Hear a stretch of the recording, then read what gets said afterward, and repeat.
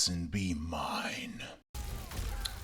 What's up, Lich's Mastery's crew of Skelly boys and gals, maybe? This video is going to be a little different today. I've been playing Skyrim a little bit more. If you know me, I'm addicted to Skyrim. I always have been. I've go long periods of time without playing it, but it always drags me back in. I know a lot of people like the Fallout stuff more usually, but I'm more of an Elder Scrolls person. But anyway, today I wanted to go over some different fun things you can do with Skyrim. So everyone knows that the base game has hundreds and hundreds of hours of content, and if you're like me, we've already completed most of that. And I know it's not common knowledge. I mean, it's common knowledge now that mods are a thing that can drastically change the game, and is probably one of the biggest reasons Skyrim is still alive today. And, I mean, it would probably still be. I mean, people still play Oblivion and stuff even without mods and stuff. But the game is like never ending. Like with people constantly working on it, their own mods and projects, and changing how the game plays and runs. It's like infinite amount of DLCs where the game will just never stop being updated. So today I just kind of wanted to go over, if you aren't a modder, or have ever messed with mods, to kind of give it a shot. Encourage you to give it a shot. A couple things that I do. I don't download too many mods, just kind of like what I do want to do at the moment. I've played through vanilla Skyrim with the DLCs so many times, and I will say that I am kind of newer to modding in general, like playing with mods and stuff. The past few times I've played Skyrim, I have used mods, but majority of my playtime with Skyrim was modless. A few mods that I do like to use, like every single time, I use the Start a New Life mod. It basically gives you different options to skip basically the main, like the 15-minute cutscene at the beginning of the game that we've all been through a million times. The dragon comes, gets your head cut off, everything. Got to go through the cave, all the bullshittery. But which is like, it's fine if it's your first or second time doing it, but it gets stale after a while. So like the Choose a New Life mod basically puts you in the world depending on how you want to roleplay your character. You can be anything from bandits to like to even be a new guild member. So like if you want to start at level 1 in any of the guilds in the game, you can. There's even a prison break option to where like you break out of the prison that you start in. Which is kind of cool. Then I've used one playthrough I did of the game. I was playing a Necromancer build, which I've done twice now. Except the first time was without mods. The second time was with mods. Basically, I could have an unlimited amount of summons or raises with where I could customize their armor and stuff. And it was like a lich. I could turn into a lich at the end, but it was like this big quest line. It was kind of weird. I did enjoy it, but I was gonna make some kind of thing with it, but I just never got around to it. And the mod didn't work fully for me. I think there was some things that was bugging out for me. But now what I've been doing, which I was like, even when I was younger playing this game, because I'm gonna turn 26 this month, and as a kid I was always like, what if I could just conquer Skyrim? Like, what if I wanted to be my own faction or just do it on my own? Which part of this you're going to be seeing in the background of me talking is me participating in like this conquest mod, which is like really fun so far. Like there is a lot more to it. You can make your own banner. You can do economics and like hire people. Right now I have like the Riverwood Trader as one of my generals, and you can hire people to be in basically your own faction of the army, which is really cool. The Conquest mod, I'd recommend it. It's a little bit of work to get figure out what you're doing, and you can basically move money around, move troops around. I messed with that a little bit, but what I'm doing is I was kind of soloing it. I was running around just capturing forts and stuff on my own without hiring people or doing any of that stuff yet.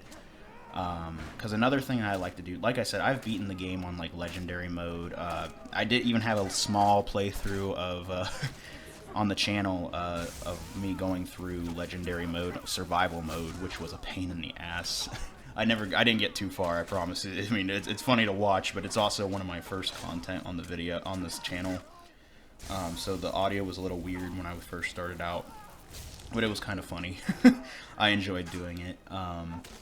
But since I've beat the game so many times, I don't feel bad about using console commands, and that's another thing. It's not modding, but what console commands are, basically you can tell the game files what you want for your current character. Like, one thing I'll go over is there's like a cheat room, so I'll put up I'm going to be putting up like all the different codes for the game, but the ones that I use anyway. There are so many in the game that I'm not going to go through all of them, but I'm going to go over some of the main ones.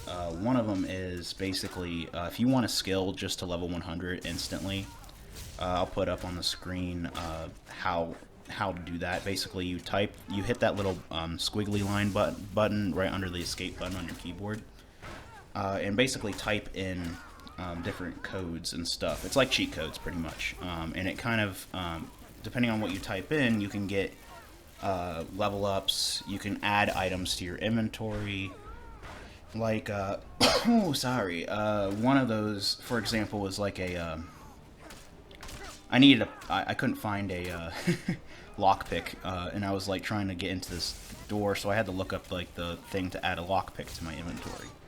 And then basically I maxed out my lockpicking so that lockpick won't break anymore, so I don't have to worry about. I just need that one lockpick, so something like that. It also, in the cheat room, you also have access to all the DLC and main game items in the game. Now, a little warning though, some of the heavy quest items in the game, if you take them out of the cheat room, it might screw with the game quest-wise when you try to do the quest involving that item. So I wouldn't recommend taking any items you plan on doing quests for, because it may break the quest line. I remember I was doing one of the Daedra quests, but I took the Shadow Armor early, and it basically bugged out that whole quest line. So yeah, it's more of just like, if you're going to take any of those items, just be warned about that, or if you just feel like messing around with stuff, you don't really need to worry about it. You don't care about quests as much as, especially like I don't care about quests on this character because I'm just trying to conquer Skyrim. So basically, what I did was I loaded in there, I got all the Daedric armor because I think it's one of the cooler looking armors in the game. I downloaded a mod to make the vampiric drain, so gave myself the vampiric drain, and it actually scales with your destruction now. So like the vampire drain in the base game is so weak, it's not useful at all. Now with the mod, basically it enhances that with your destruction levels, so I can it's a lot more useful. It's really cool. I always wanted to do something with it, but like it wasn't a good spell. So basically now it drains more health. I can gain more health easier, and I don't even have to be a vampire to have it, since the mod gives it to me instantly, which is really cool. I'm basically playing. I never used like one-handed axes before, so I'm just doing that now. I'm playing a build with a one-handed axe and a drain spell. So like I'm swinging.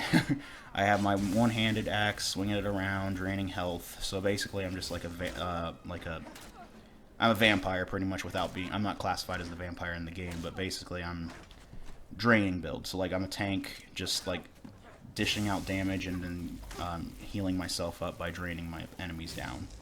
And it's another thing because on other builds I like switched between spells and stuff so much, and I'm not really focusing on that. I'm not like the console commands, so the gameplay kind of feels more fresh for me because I don't have to keep switching between weapons and stuff. I just kind of get my axe and my life drain, and that's pretty much what I got going for me. It's just really cool. I recommend that one too if you like the vampires stuff in the game, or if you just want the drain spell that scales. It's easy to install and get. You might not see it here, but the mod also comes with like a life burst spell, so like you can shoot like a energy beam of the drain spell, and it like absorbs multiple targets instead of just like kind of just draining everything you point at. But yeah, I mean that's so yeah. To kind of go over things, it's like I recommend mods. I recommend messing with console commands.